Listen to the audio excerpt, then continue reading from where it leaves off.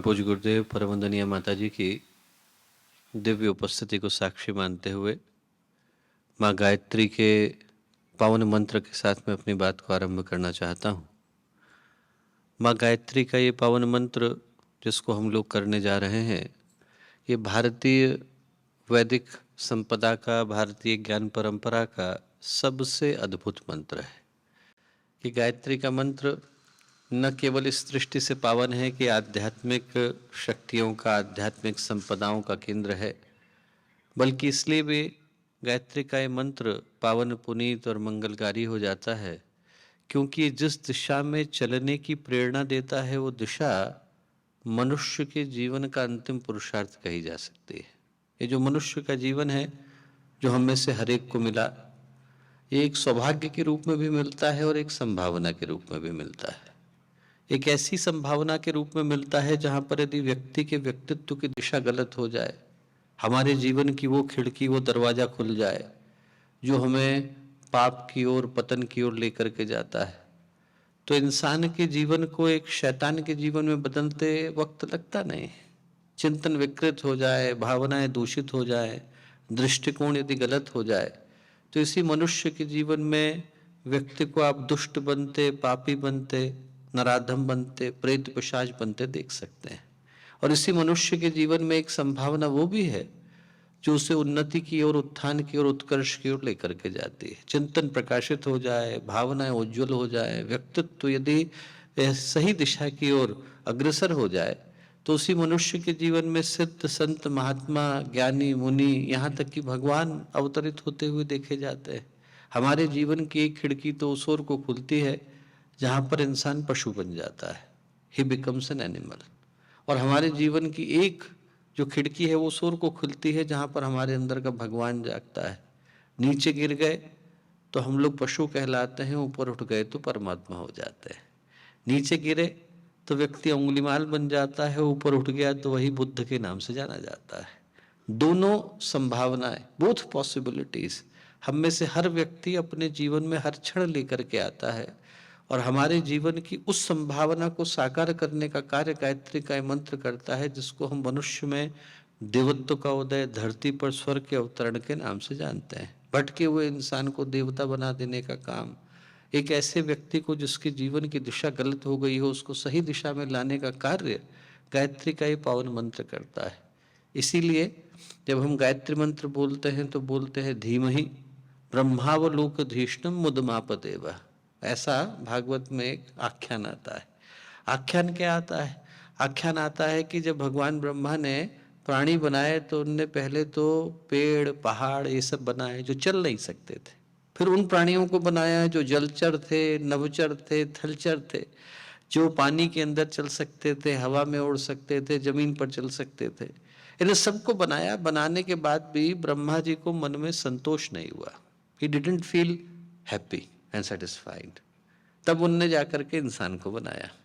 और जब इंसान को बनाया तो भागवत कहती है कि ब्रह्मा जी को बड़ा आनंद हुआ। ब्रह्मावलोकधीष्णम मुदमाप देवा। ब्रह्मा जी को मन में सुख भी मिला और संतोष भी मिला। 1 करोड़ रुपए मिल जाए तो व्यक्ति को सुख मिलता है, संतोष नहीं मिलता। संतोष मिला ब्रह्मा जी को। क्यों मिला? क्योंकि उनने देखा कि इस प्राणी के अंदर ब्रह्मावलोकधीष्णम, अपने अंदर छुपे भगवान को ढूंढने की संभावना विद्यमान है।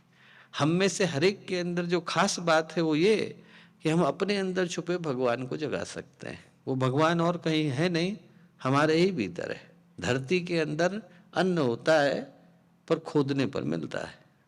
खदान के अंदर रत्न होते हैं पर व्यक्ति को ढूंढने पर मिलते हैं। वृक्ष के ऊपर पेड़ होते हैं, वृक्ष के ऊपर फल होते हैं पर तोड़ने पर मिलते हैं। वैसे ही इंसान के अंदर भगवान होते हैं पर जगाने पर मिलते हैं।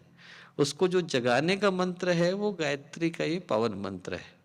हमारे अंदर छुपी संभावनाओं को जगाने का, हमारे अंदर छुपे भगवान को जगाने का, हमारे अंदर छुपे देवता को जगाने का जो मंत्र है वो गायत्री का ये पावन मंत्र है। स्थिर चित्त, शांत मन के साथ, शांत भावनाओं के साथ हम लोग उस शक्ति का आवाहन करते हैं जो हमें सद्ज्ञान की ओर, सद्भाव की ओर, सद्कर्म की ओर, सत्प्रवृत्ति की ओर लेकर के चलते हैं।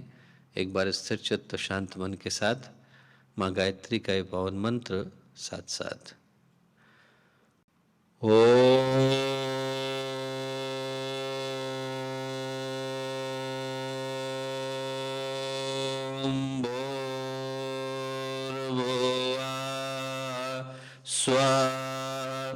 तत्सवितुर्वरेण्यं भर्गो देवस्य धीमहि धियो यो नः प्रचोदयात्।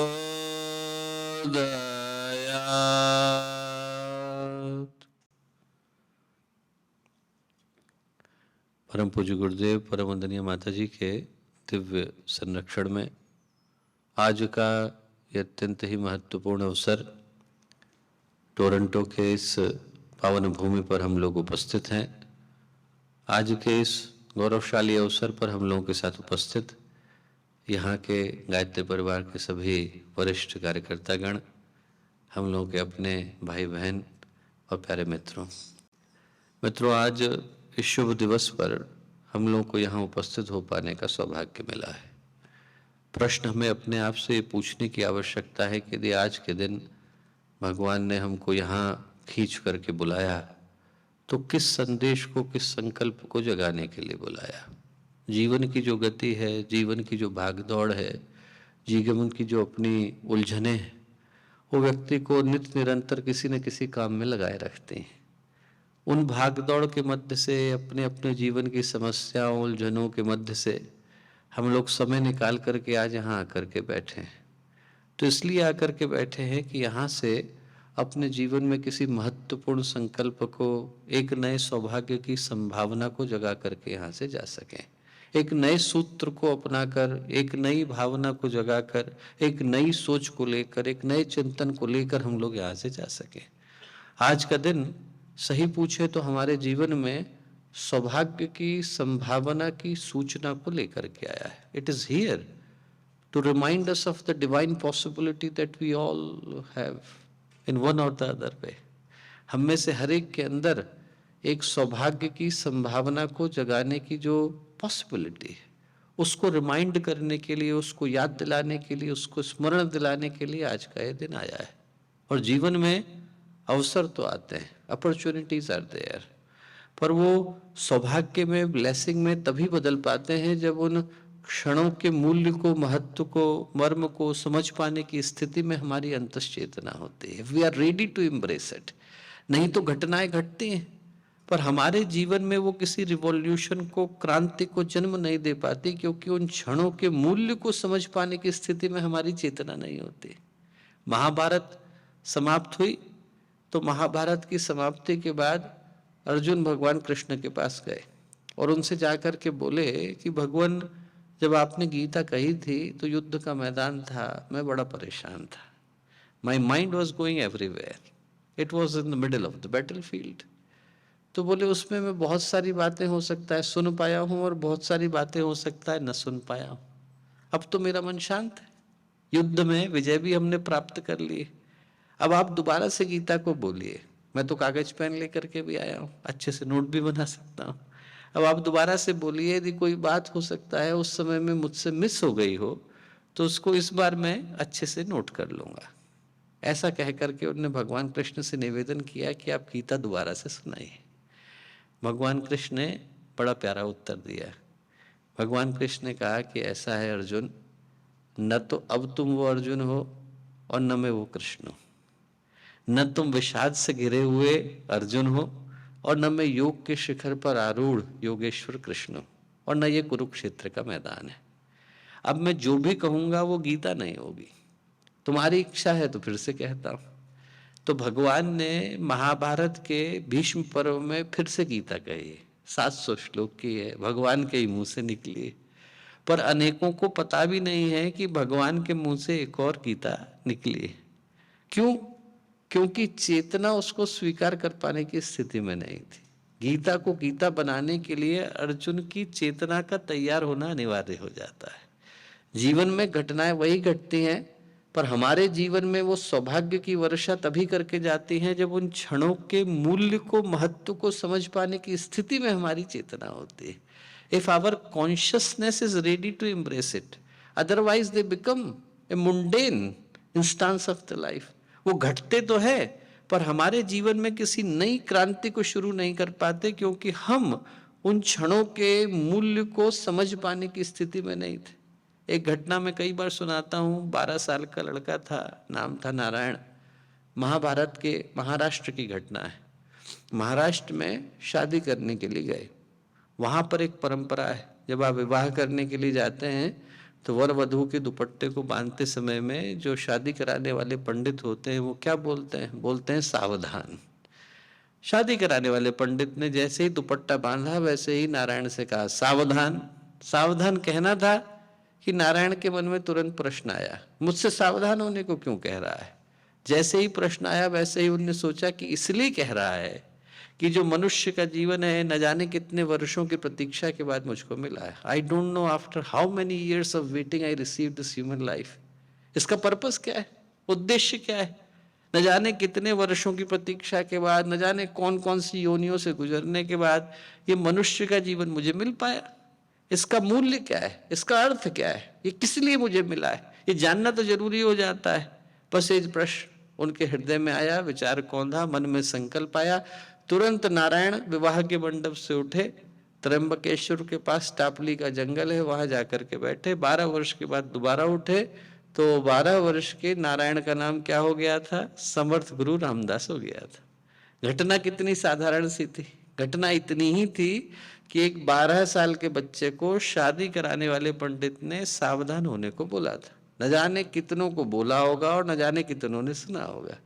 न शादी कराने वाले पंडित सावधान हुए और न शादी करने वाले वर वधू सावधान हुए, पर एक 12 साल के बच्चे के जीवन में क्रांति घट गई. क्रांति घटाने के लिए बाहर क्या घटता है महत्वपूर्ण नहीं है, अंदर जो घटता है वो महत्वपूर्ण हो जाता है. Circumstances are not important, your mindset is important. That is the defining factor. यदि आज के समय का, आज की इस मुलाकात का हम लोग अर्थ निकालना चाहें तो जो आज का दिन है वो हमारे जीवन में एक ही सूत्र को, एक ही संकल्प को, एक ही भावना को जगाता आया. ये याद दिलाता आया कि जो मनुष्य का जीवन है एक बड़े महत्वपूर्ण अवसर के रूप में हम लोगों को मिला है. एक बड़े ही दिव्य संभावना के रूप में, एक डिवाइन पॉसिबिलिटी के रूप में हमको मिला है. और इसके मूल्य का निर्धारण करना अनिवार्य हो जाता है. हमें याद हो न हो, पर यदि हम लोग अपने अपने जीवन की समीक्षा करके देखें दोस्तों, तो जब हम पैदा होने वाले थे तो भगवान ने हमको बुलाया था. हर व्यक्ति को बुला करके उससे बातचीत करी थी. और क्या कहा था? ये कहा था कि बेटा तू मेरी सबसे प्यारी आत्मा है और मैं तुझे वो उपहार दे रहा हूँ जो आज तक मैंने किसी को दिया नहीं. I am giving you the gift that is the most precious, most valuable that I already have. और वो क्या गिफ्ट है? मनुष्य के जीवन का गिफ्ट है. भगवान ने कहा कि बेटा तू धरती पर जाना, मेरे बनाए गए संसार को अच्छे से अच्छा बनाने का प्रयत्न करना, जितना सुंदर बना सकता है बनाना. और जब लौटने का वक्त आए तो मन में निराशा लेकर के मत आना. Don't return with despondency and rejection. मन में भाव लेकर के आना कि जो मुझे अवसर मिला था उसके साथ मैंने न्याय किया. मन में डिसअपॉइंटमेंट लेकर के मत आना कि जो अवसर मिला था उसे मैं बुला बैठा. पर यदि हम लोग अपनी अपनी छाती पर हाथ रख करके पूछें तो पाएंगे कि यदि 100 लोगों से पूछें तो 95 उस संभावना को भी भूल जाते हैं जिसको वो लेकर के आए, और उस वचन को भी भूल जाते हैं जिसको वो दे करके आए, और ये भी भूल जाते हैं कि आखिर हम लोग प्रतिनिधि किसके हैं. Who are we representing? We are the representative of the divinity itself. जब गीता में भगवान अपना विराट रूप दिखाते हैं तो गीताकार के मुंह से निकलता है दिव्य सूर्य सहस्रस्य. इतना प्रकाश भगवान के अंदर था जितना 1000 सूर्यों के एक साथ उदय होने पर निकलता है.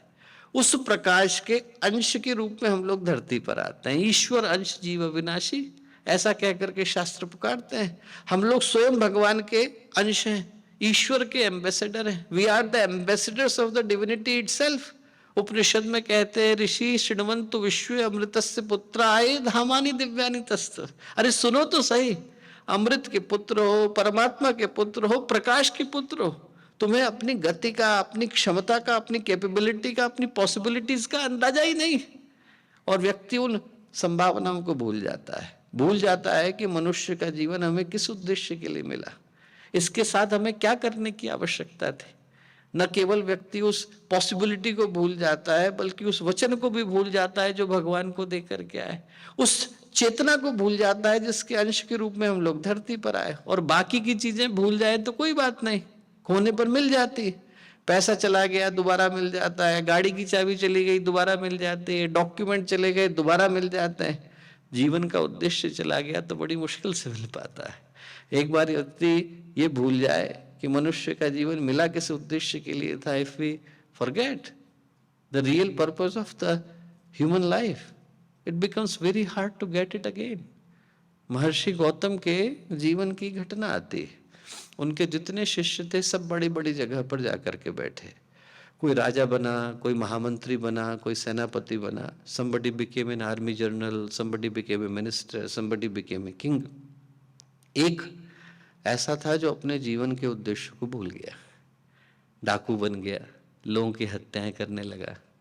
जैसे ही महर्षि गौतम को पता चला कि मेरा एक शिष्य है जो अपने जीवन के उद्देश्य को भूल गया है, डाकू बन गया है, तो सबको छोड़ करके वो उससे मिलने के लिए गए। लोगों ने कहा कि मिलने मत जाइए, वो बिल्कुल भूल गया है कि उसके जीवन का उद्देश्य क्या है। हो सकता है आप पे हमला न कर बैठे। पूर्णिमा की रात थी, महर्षि गौतम मिलने के लिए गए। उन्होंने कहा नहीं, उससे मिलना तो बहुत जरूरी है। जैसे ही वो गए और दूर से उनके शिष्य ने आता देखा कि एक व्यक्ति आ रहा है, और वो व्यक्ति बिना किसी डर के उसकी ओर बढ़ा चला आ रहा है। उसके आंखों में गुस्सा आ गया कि अरे ये कौन व्यक्ति, मुझको देख करके डर नहीं रहा है, इसके ऊपर मेरा आतंक नहीं है। वो तुरंत उनको मारने के लिए अपनी तलवार को लेकर के पहुंचा, तलवार उठा ली। पूर्णिमा की रात थी और जैसे ही उसने पूर्णिमा की रात की रोशनी में निकट से देखा तो देखा उनके गुरु खड़े, हाथ की तलवार गिर गई, आंख से आंसू बहने लगे।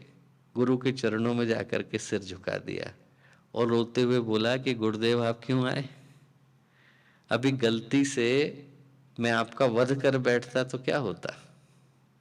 महर्षि गौतम बोले तू मेरा वध कर बैठता उसकी मुझे चिंता नहीं थी बेटा, जो तू अपना वध करके बैठा है उसकी चिंता मुझे ज्यादा है। जो तू अपने जीवन का उद्देश्य भूल करके बैठा है उसको याद दिलाने के लिए मुझको आना पड़ा। हमारे जीवन का उद्देश्य, हमारे जीवन का पर्पस, हमारे जीवन का लक्ष्य हमारे हाथ से चला जाए तो हाथ की रेत की तरह से फिसल जाता है। जो आज का दिन है वो याद दिलाने के लिए आया कि आप में से प्रत्येक व्यक्ति अपने अंदर कौन सी संभावना को लेकर के आया है। हम में से हर व्यक्ति अपने अंदर भगवान बनने की, देवता बनने की संभावना को लेकर के आया है। न जाने कितने वर्षों की प्रतीक्षा के बाद ये इंसान का जीवन मिल पाता है, न जाने कितने वर्षों की वेटिंग के बाद, न जाने कौन कौन सी यात्रा से गुजरने के बाद। कोई पशु बना, कोई पक्षी बना, कोई मक्खी बना, कोई मच्छर बना, कोई गधा बना, कोई घोड़ा बना, कोई गाय बना, कोई बैल बना। और बनने के बाद इंच इंच व्यक्ति सरकता है, रत्ती रत्ती आगे बढ़ता है, तब जाकर उसके अंदर इंसान बनने की संभावना आ पाती है। और आज जब उस पॉसिबिलिटी को हम लोग लेकर के बैठे हैं, उस संभावना को लेकर के बैठे हैं, तो आज का दिन एक ही चीज को याद दिलाने के लिए आया कि whether we believe in a divine intervention और नॉट, हम भगवान में भरोसा करते हो या न करते हो, हम लोग चाहे शास्त्र की बातों को मानते हो या न मानते हो, हमारे हाथ में एक अवसर तो है ही, और इसको अच्छी तरह से जीने की आवश्यकता है। यदि हम शास्त्रों की भाषा को मानते हो तो बड़े भाग मनुष्य तन पावा, सुर दुर्लभ सदग्रंथ गावा, बड़े भाग्य से मनुष्य का जीवन मिलता है। देवताओं के लिए भी दुर्लभ है, 84 लाख योनियों में भटकना पड़ता है, और व्यक्ति अपने आप से लड़ते लड़ते, अपने अंदर के पशु से लड़ते लड़ते एक बार इंसान बन पाता है। और यदि हम उसको न मानते हो, यदि हम लोग विज्ञान की भाषा को मानते हो, तो कौन सी एक दिन की यात्रा है? कभी हम लोग यूनिसेलुलर थे, फिर मल्टी सेलुलर बने, मल्टी सेलुलर बनने के बाद एम्फीबियन बने, फिर उसके बाद रेप्टाइल बने, और रेप्टाइल बनने के बाद प्राइमेट बने, प्राइमेट बनने के बाद एक दिन एप बन गए, एप के अंदर जो इरेक्ट पोस्चर आ गया, इरेक्ट पोस्चर के अंदर कॉग्निटिव इवोल्यूशन हुआ, फिर इमोटिव इवोल्यूशन हुआ, फिर इंटेलेक्चुअल इवोल्यूशन हुआ, देन वी आर हियर। वो भी कौन सी एक दिन की यात्रा है, it's a story of billions of years of evolution. तो इतने वर्षों की प्रतीक्षा के बाद जो मनुष्य का जीवन मिल पाया, यदि वो यूं ही हाथ से चला जाए तो इससे बढ़कर के दुर्भाग्य दूसरा कुछ हो नहीं सकता है। जो आज का दिन है वो याद दिलाने के लिए आया कि मनुष्य के जीवन के रूप में जो अवसर, जो पॉसिबिलिटी मिली, उसको हमें अच्छे से अच्छे रूप में साकार करने की आवश्यकता है। दुर्भाग्य क्या है? दुर्भाग्य क्या है कि यदि हम अपने चारों ओर दृष्टि दौड़ाए तो वो मनुष्य के जीवन को सौभाग्य के रूप में जीते हुए लोग तो कम नजर आते हैं, दुर्भाग्य की तरह से जीते हुए लोग ज्यादा नजर आते हैं। जीवन किस में बदल गया है? स्ट्रेस में, टेंशन में, परेशानियों में, उलझनों में, दिल में, दिमाग में, दफ्तर में और घर में। आदमी इतनी परेशानियों को लेकर के बैठ गया है कि चेहरे की मुस्कुराहट तो विदा हो गई, कंधे के ऊपर बोझ आ गया है। आदमी इतनी परेशानियों से जूझता नजर आता है कि यदि एक व्यक्ति मुस्कुराता हुआ सड़क पर निकल जाए तो उसको देख करके 20 लोगों को टेंशन हो जाती है कि भले आदमी को मिल क्या गया है जो मुझे नहीं मिला है। वो दिन दूर नहीं है कि हम लोग म्यूजियम खोलेंगे और 500 रुपए का टिकट लगाएंगे, लंबी लाइन लगा करेगी, लोग देखने के लिए जा रहे हैं। क्या देखने के लिए जा रहे हैं? ये देखने के लिए जा रहे हैं कि अंदर एक आदमी मुस्कुरा रहा है, क्योंकि लोग मिलते नहीं। परेशानियां इतनी आ गई है कि आदमी अच्छे से हंसना खिलखिलाना तो भूल ही गया है। आदमी के चेहरे पर टेंशन है, जीवन में टेंशन है, मन में टेंशन है, परिवार में टेंशन है, न चाहो तो टेंशन है। इतनी टेंशन आ गई कि व्यक्ति यदि टेंशन नहीं मिलती है तो खोजने को तैयार है। हम लोग बंबई गए तो बंबई में एक सज्जन आए, रोने लग गए। क्यों, क्या बात हो गई? बोले भैया मेरे को 1 करोड़ का नुकसान हुआ। अरे मैंने कहा बहुत हो गया, गुरुदेव से प्रार्थना करेंगे कि ठीक हो जाए। उनकी पत्नी बोली भैया इनकी बात मत सुनना। मैंने कहा क्यों? बोले 15 करोड़ का फायदा सोच करके बैठे थे, 14 करोड़ का फायदा हुआ है, नुकसान नहीं हुआ है। 15 करोड़ का फायदा सोचा था, 14 करोड़ का फायदा, 1 करोड़ का नुकसान नजर आता है। मनुष्य का मन ऐसा हो गया है कि परेशानी नहीं है तो आदमी खोजने को तैयार है। तो 15 करोड़ के फायदे में 14 करोड़ का फायदा हुआ तो 14 करोड़ का फायदा नहीं सोचता है आदमी, ये सोचता है कि 1 करोड़ का नुकसान हो गया। ये आदमी का मन हो गया। टेंशन नहीं है तो व्यक्ति टेंशन को अपनाने को तैयार है। वो जो इंसान के अंदर का देवता था, मनुष्य के अंदर का भगवान था, वो तो चला गया। स्ट्रेस और टेंशन ने आकर के मनुष्य के जीवन को कहीं से ग्रहण लगा दिया। कारण क्या है? कारण यह है दोस्तों कि जो मिला है व्यक्ति उसके मूल्य को नहीं समझ पाता। हाथ में जो है उसकी कीमत व्यक्ति जान नहीं पाता। वो गुरुदेव ने कहानी लिखी है प्रज्ञा पुराण के अंदर कि एक व्यक्ति था, वो एक गांव में रहा करता था। उसने कहीं पर पढ़ा कि हमारे गांव में जो नदी बहती है, नदी के किनारे जो पत्थर पड़े हैं, उन पत्थरों में से एक पत्थर पारस का पत्थर है। अब कैसे पता चले? सारे तो दिखने में एक जैसे हैं। तो उसने नियम बनाया। नियम क्या बनाया? रोज सुबह सुबह घूमने के लिए जाएंगे, बाएं हाथ में लोहे का बुरादा रखेंगे, पत्थर उठाएंगे, बुरादे में घिसेंगे। सोने में बदल गया तो ठीक, नहीं बदलेगा तो पत्थर को उठा के पानी में फेंक देंगे ताकि दोबारा उसी पत्थर को नहीं उठाना पड़े। नियम तो बहुत अच्छा था। समस्या क्या थी?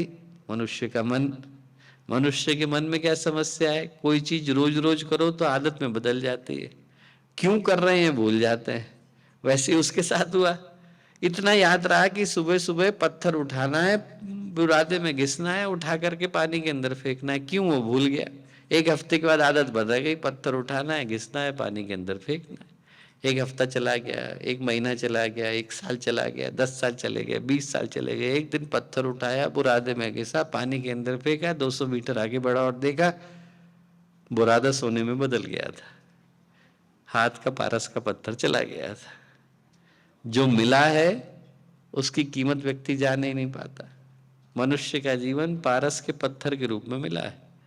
व्यक्ति को विवेकानंद बनना हो, व्यक्ति को गुरुदेव बनना हो, व्यक्ति को महर्षि अरविंद बनना हो, व्यक्ति को रमण महर्षि बनना हो, तो बनने के लिए जीवन तो यही, इसके अलावा और कौन सा अवसर हमें मिलने वाला है? ये जो पारस के पत्थर के रूप में मिला है, एक दिन व्यक्ति पत्थर की तरह से उठा करके फेंक देता है। जो हीरा मिला था वो कंकड़ की तरह से चला जाता है। जो चीज बहुमूल्य मिली थी, प्रेशियस मिली थी, उसका मूल्य व्यक्ति जान ही नहीं पाता। यदि व्यक्ति को इस जीवन को खुशियों के जीवन में बदलना है तो बदलने के लिए पहले इस जीवन के मूल्य को जानना अनिवार्य हो जाता है।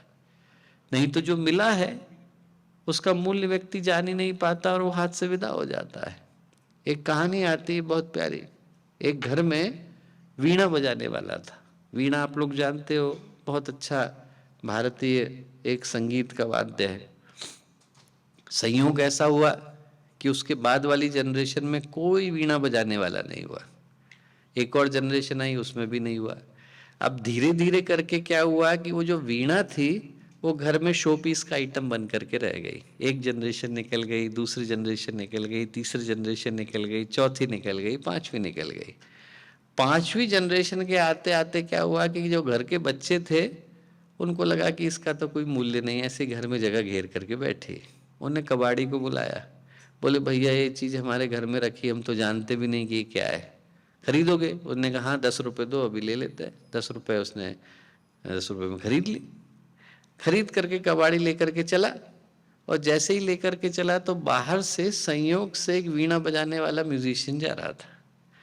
उसने कहा कि अरे वीणा तो बहुत पुरानी है, आजकल तो ऐसी वीणा देखने को भी नहीं मिलती, आप मुझे दोगे? बोले हाँ, 10 रुपये में खरीदिए, 11 रुपये तुम दे दो, तुम्हें ले लेंगे।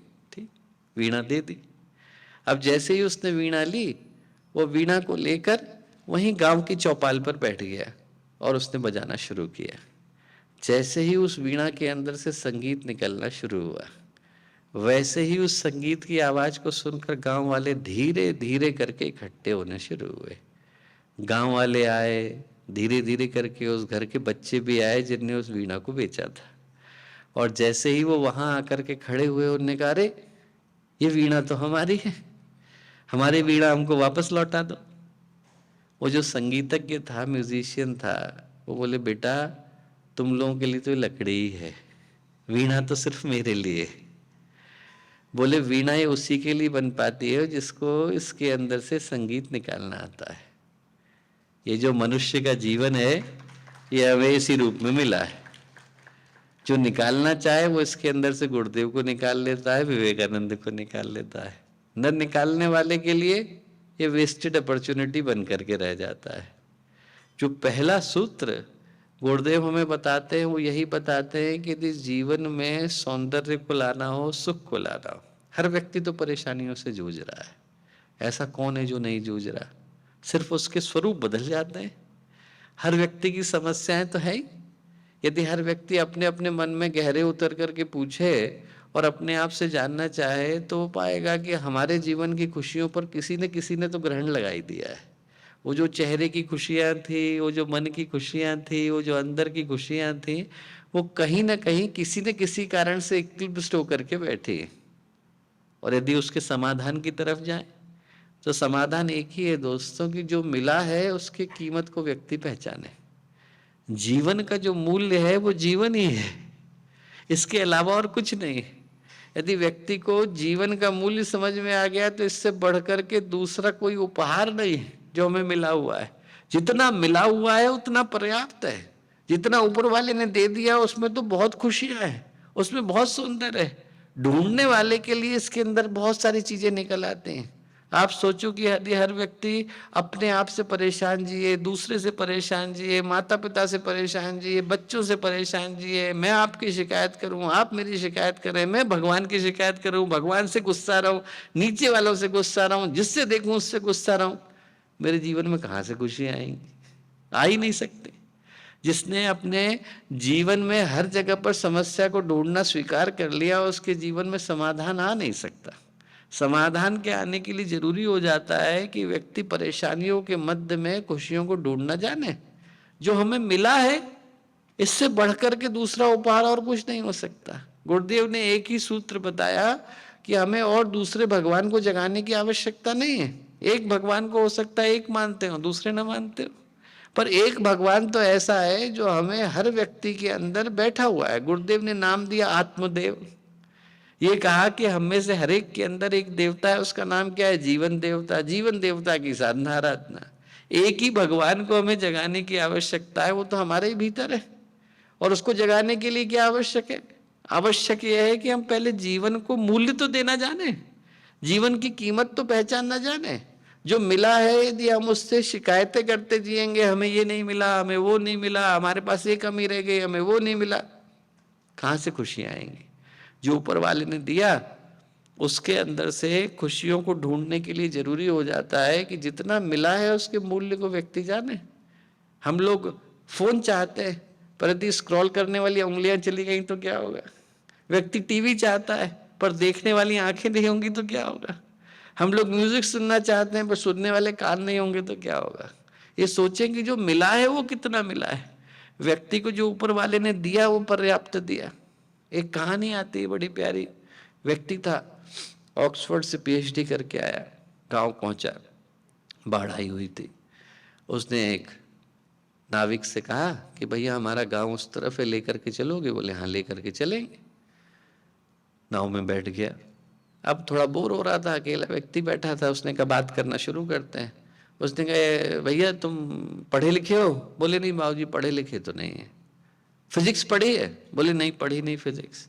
बोले अरे तुम्हारी चौथाई जिंदगी बेकार गई, फिजिक्स ही नहीं पढ़ी तो क्या पढ़ा? बोले तुम्हारी चौथाई जिंदगी बेकार चली गई।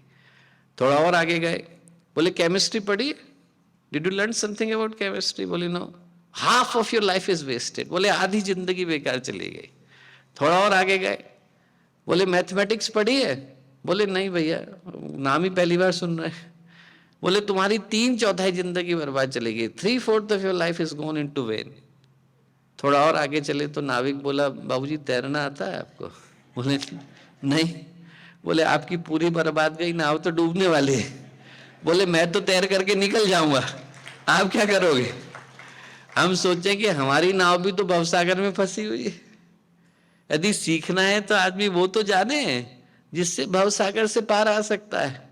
जो भवसागर से पार आना जान गया उसके जीवन में सारी खुशियां आ जाती हैं। और वो जानने के लिए क्या करने की आवश्यकता होती है? वो जानने के लिए उसकी कीमत को जानना जरूरी हो जाता है जो हमें मिला। जो मिला है वो पर्याप्त मिला है, पर व्यक्ति ढूंढता कहाँ है? व्यक्ति ढूंढता उस जगह है जहां पर कभी खुशियां आज तक मिली नहीं है। ये आप सोच करके देखो कि व्यक्ति भूखा किसके लिए है? भावनाओं के लिए। प्यास उसको किस चीज की लगी है? प्यार की लगी है। चाहता क्या है? प्रेम। और भागता किसके पीछे? पैसे के। मिलेगा कहां से? आप ये सोच करके देखो कि जिस चीज की चाहत थी वो तो व्यक्ति ने कभी देने की कोशिश नहीं करी। प्रेम देगा तो प्रेम मिलेगा, प्यार बांटेगा तो प्यार मिलेगा, अपनापन देगा तो अपनापन मिलेगा। पैसे देने से थोड़ी मिलता है।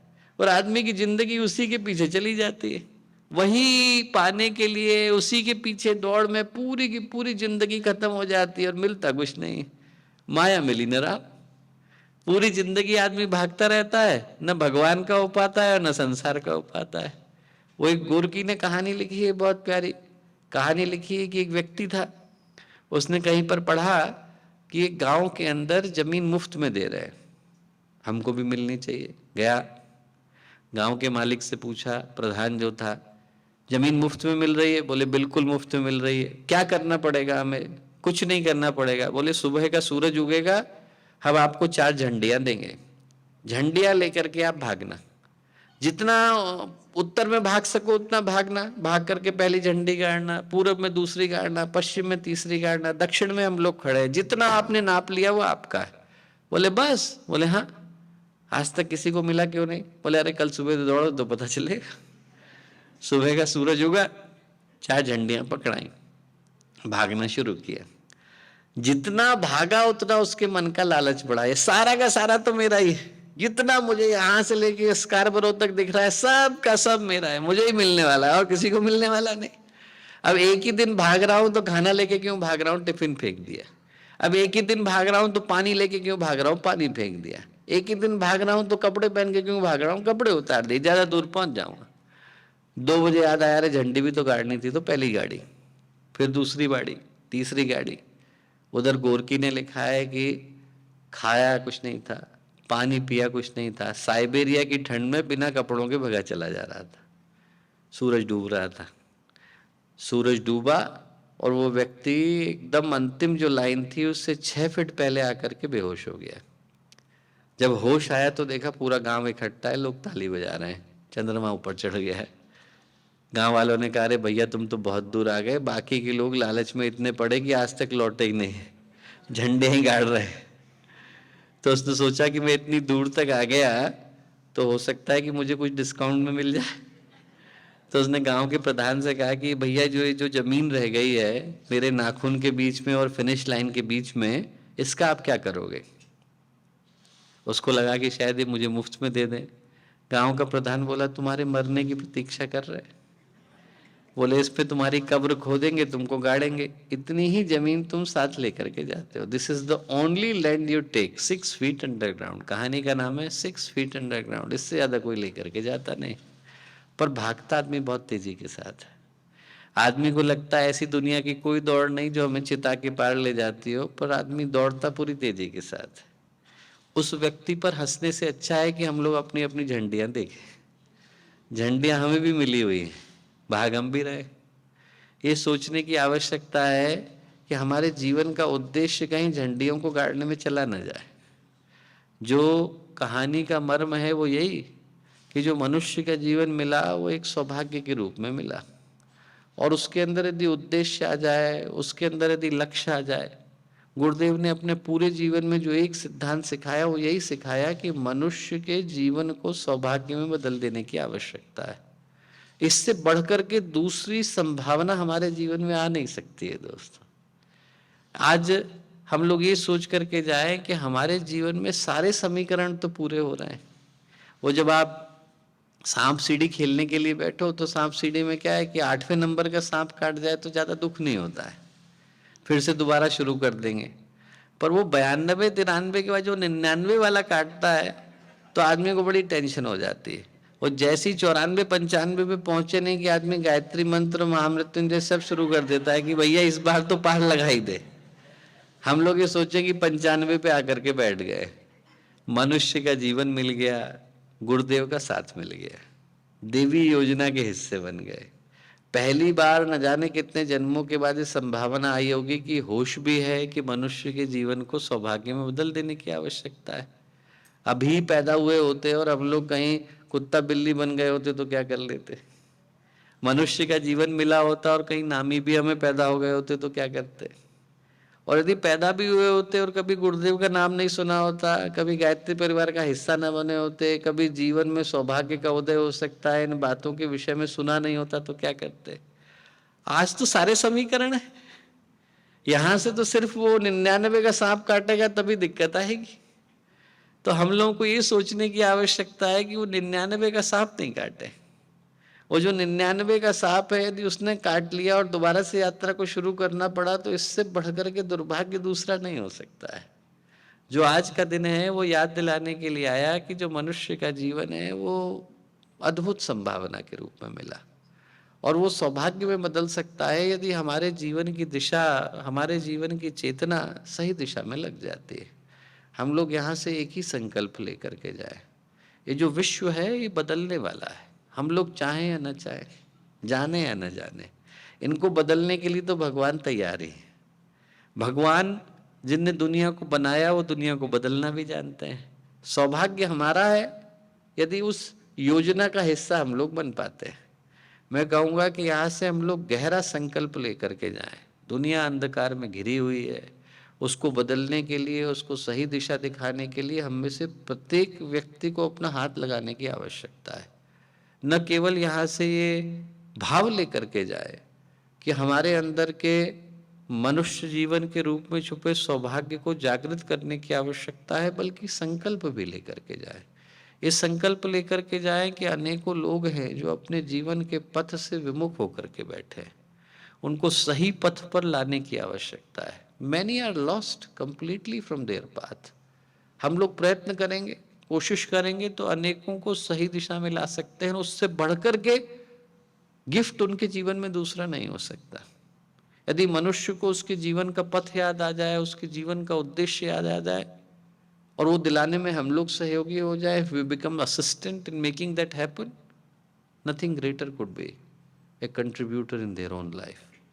वो कार्य हमारे द्वारा संपन्न हो, इससे बढ़कर के सौभाग्य दूसरा नहीं हो सकता। मैं कहूँगा आज के दिन हम लोगों को यहाँ मिलने का सौभाग्य मिला, तो हम लोग यहाँ से यही संकल्प लेकर के जाएं। गुरुदेव ने जो चिंतन दिया, दर्शन दिया, वो एक ही उद्देश्य के साथ दिया कि भटके हुए व्यक्ति को उसके जीवन की दिशा मिल जाए। वो मिल जाती है तो उससे बढ़कर के उपहार, उससे बढ़कर के सौभाग्य की संभावना दूसरे जीवन में हो नहीं सकते। सुप्रीम कोर्ट के जो चीफ जस्टिस थे वो गुरुदेव के शिष्य हुआ करते थे, और जो बने वो बनने की घटना बड़ी प्यारी है। He used to be an atheist person, पूरी तरह से नास्तिक थे। किसी ने उनसे कहा कि देखो बाकियों का पता नहीं, पर यदि आप गुरुदेव से मिल करके आओ तो आपको महसूस होगा कि इस युग में भी एक ऋषि कैसे होते हैं। शांति कुंज आए वो, 1980s की घटना है। मन में जिज्ञासा नहीं थी, मन में शक था, डाउट। तो वो अपने साथ रिकॉर्डिंग की डिवाइस लेकर के आए कि सब चेक करूँगा, सब रिकॉर्ड करूँगा ये लोग क्या करते हैं। शांति कुंज में आए तो किसी ने पैसा नहीं मांगा, उनको लगा ये लोग आज नहीं मांग रहे हैं, 9 दिन के बाद मांगेंगे तब पता चलेगा। ठीक, गए, सारी जगहों पर बैठे, कभी एक क्लास अटेंड करते, कभी दूसरी करते, जहाँ गए वहाँ पर अच्छा ही सुनने को मिला। 9 दिन गुजर गए। 9 दिन गुजरने के बाद क्या हुआ कि वो अपना गद्दा वापस करने के लिए गए। जो गद्दा वापस करने वाले भैया थे उन्हें रख लिया। रखने के बाद वो वहीं खड़े हो गए, 15-20 मिनट खड़े रहे। तो जो भाई साहब वहाँ खड़े थे उनने कहा क्यों भैया आप क्यों खड़े हुए हैं? बोले तुम लोग पैसे नहीं लोगे? बोले भैया हमारे यहाँ शांति कुंज में पैसे नहीं लिए जाते हैं। बोले यहाँ पर रुकने के ठहरने के कोई पैसे नहीं है। उनको ये लगा जो वहाँ पर भाई साहब खड़े थे कि शायद इनके पास पैसे नहीं है, तो उन्होंने अपनी जेब में से पैसे निकाले और उनको दिए। उन्होंने कहा कि भैया आप इतनी दूर तक आए हैं तो गुरुदेव का साहित्य लेकर के जाइए, रास्ते में रेल में ट्रेन में लोगों को बांटते हुए जाना। ये सुनना था कि वो रोने लगे, फुट फुट करके रोने लगे। किसी ने आके कंधे पे हाथ रखा, बोले गुरुदेव बुला रहे हैं। अब गए तो गुरुदेव की गोद में सिर रख दिया, जोर जोर से रोने लग गए, मुंह से आवाज नहीं निकले। गुरुदेव ने कहा काम क्या करता है? अब तो और चुप हो गए। क्यों? क्योंकि आते समय में सब झूठ लिखाया था, नाम गलत लिखाया था, काम में वकील थे पर लिखा करके आए थे पुरोहित। उनको लगा कि शायद ऐसा करने से मुझको जल्दी एंट्री मिल जाएगी, तो और ज्यादा रोने लग गए। तो गुरुदेव तो सब जानते थे मन की बात। गुरुदेव ने सिर पर हाथ रखा, बोले बेटा रो मत, पुरोहित भी भगवान का वकील होता है, पुरोहित भी भगवान का वकील होता है। बोले गुरुदेव मैं तो बड़ा अभागा निकला। बोले क्यों? बोले मैं इतने पास आया और खाली हाथ जा रहा हूँ, कुछ लेकर के नहीं जा सका। गुरुदेव बोले अरे तुझसे अच्छा सौदा तो आज तक किसी को नहीं मिला। बोले क्यों? शिकायतें लेकर के आया था, अध्यात्म लेकर के जा रहा है। बोले इससे अच्छा समाधान क्या हो सकता है? और हम लोग अपने आप से पूछे हमारे जीवन में क्या वही क्रांति नहीं घटी? गुरुदेव से जुड़ने से पहले हम लोग क्या थे, जुड़ने के बाद क्या हो गए? अनगढ़ थे, सुगढ़ बना दिया। पत्थर थे, गुरुदेव ने प्रतिमा बना दिया। हमारे जीवन कहाँ गए होते यदि गुरुदेव से हम न जुड़े होते? तो ऐसे अनेकों हैं जिनके जीवन कहाँ जाएंगे यदि गुरुदेव से न जुड़े होते। उनको सही पथ पर लाने की जिम्मेवारी तो हमारी ही हो जाती। It's our duty and obligation. हमारे को यदि ये सौभाग्य मिला है तो दूसरे के जीवन में सौभाग्य डालना भी तो हमारी जिम्मेवारी हो जाती। भगीरथ के यहाँ पे गंगा उतरी, चाहते तो भगीरथ क्या है, घर में कुंड बना के बैठ जाते, 500 रुपए का टिकट लगाते, आओ भैया सब लोग देख लो हमारे घर में अमृत कुंड है। पूर्वजों का श्राप तो उतर ही गया था, उसके अलावा करने की क्या जरूरत थी? भगीरथ ने ऐसा नहीं किया। भगीरथ उसको लेकर के चले, गोमुख से लेकर के चले, गंगा सागर तक लेकर के जाएंगे। औरों का भी कल्याण होना चाहिए। हम लोग ये सोचें कि हम लोग भगीरथ हैं, गुरुदेव के रूप में हमारे घर में ज्ञान की गंगा आ गई। हम लोग चाहे तो उसे अपने घर में अमृत कुंड बना के बैठ जाए, और नहीं तो लेकर के चले और गंगा सागर तक पहुंचा करके आए। पूरे कनाडा में, पूरे उत्तर अमेरिका में लोगों तक उस विचार को पहुंचाने की आवश्यकता है, लेकर के चले। हमारे ही घर में गुरुदेव ठहर गए तो फायदा क्या होगा? उनको औरों के घर तक भी ले जाने की आवश्यकता है। औरों के हृदय में भी उस चेतना को जगाने की आवश्यकता है। सौभाग्य के भाव को लेकर के जाए, संकल्प के भाव को लेकर के जाए, ये सोच करके जाए जो हमें मिला वो औरों तक पहुंचा पाएंगे तो हमारे जीवन में सौभाग्य शतगुणित हो पाएगा। आज के दिन मैं यही प्रार्थना करूंगा कि अब ठहरने का वक्त नहीं, रुकने का समय नहीं। 2026 जब तक हम लोग पलक झपकाएंगे तब तक आ जाएगा। जिस दिन कोरोना ने पहली दस्तक दी थी 2020 को, ऐसा लगता है जैसे कल की घटना थी। 3 वर्ष गुजर गए, वैसे ही 3 वर्ष और गुजर जाएंगे और 2026 आ जाएगा। तो पलक झपकने से पहले 2026 आने वाला है। समय कम है, काम बहुत ज़्यादा है। अभी हम लोग समुद्र में बूंद के बराबर काम कर पाए, पूरे समुद्र को छूना भी बाकी है। अनेकों लोगों तक उस विचार को, उस चेतना को पहुंचाने के संकल्प को लेकर के जाएं। जहाँ मिले, जिधर मिले, जिस माध्यम से मिले, जिस तरीके से मिले, उस तरीके से गुरुदेव की योजना को पहुंचाने के माध्यम, अधिकारी, हकदार हम लोग बने, ऐसा संकल्प हम लोग लेकर के जाएं। इतनी देर तक आपने इन बातों को इतनी धैर्य के साथ सुना। वीकडे के दिन आप लोग अपना अपना कीमती समय निकाल करके आए, उसके लिए आप सभी को बहुत सारा धन्यवाद। हृदय से शुभकामनाएं, हृदय से मंगल कामनाएं। हमारे YouTube चैनल शांति कुंज वीडियो गायत्री परिवार को सब्सक्राइब करें एवं बेल आइकन जरूर दबाएं ताकि गायत्री परिवार की विभिन्न गतिविधियों की जानकारी आपको मिलती रहे।